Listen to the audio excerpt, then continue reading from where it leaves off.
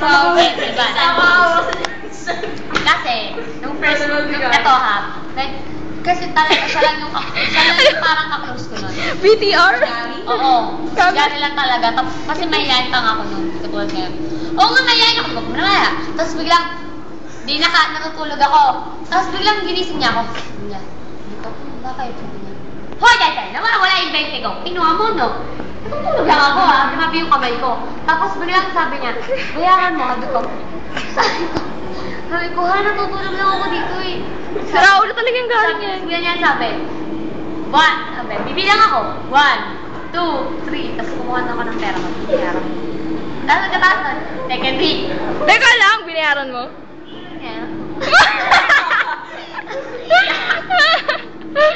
Wait, iyak!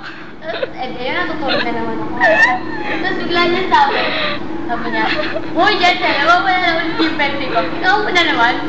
Mayaman mo na, 40. Sabi ko, ano mo may interest? Sabi niya, alam mo sabi niya, pangalawang best na kasi ko, kaya kailangan 40 pesos na. Bibilangan ulit kita. Tapos hindi, 1, 2, mga ko ng pera. Binayaran mo? Ngayon mo ko. Tapos, yung mga 2 week na, tutulog lang ulit ako nung mahilig siya sa tulog Tapos, bigyan niya sabi, Hoy, Jesse, ano ba yan? Sobrang magnanakaw mo Wala na naman yung 20 ko. Bayaran mo na 80! Sabi ko, hindi na ako nakapagsalita Grabe talaga. Tapos, sabi niya, bibilang na ako, 1, 2, sinayaran ko. So, hanggang ngayon, hindi ko pa na alam kung bakit Ano ba pinag-bibili niya?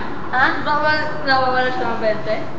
Ha? Oo, hindi siya nawawala ng 20. Modus operandi niya yun eh. Modus operandi niya yun!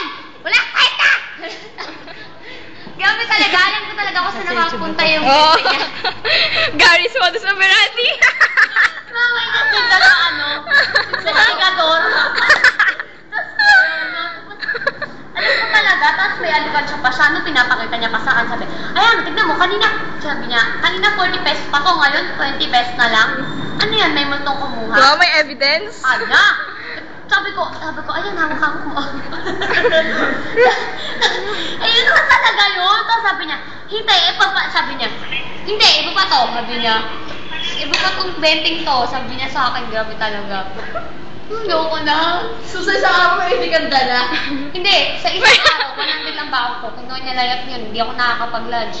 Tapos stress pa ako sa school. Kawawa ka naman! Diyos ko, ewan ko ba?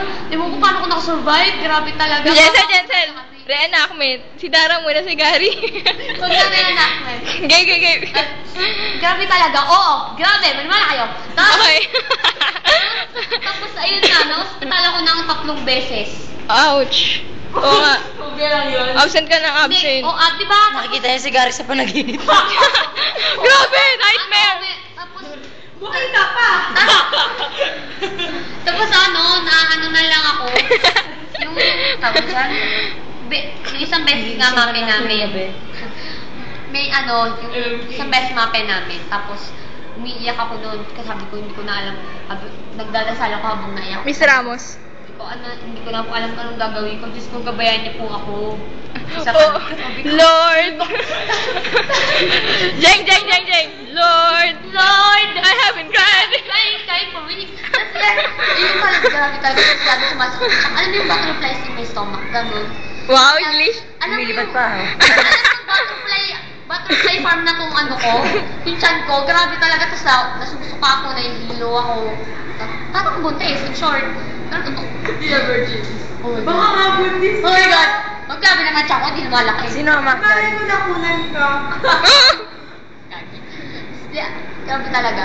Opo. Yun lang po ang story ko. Maalaala. Bye-bye.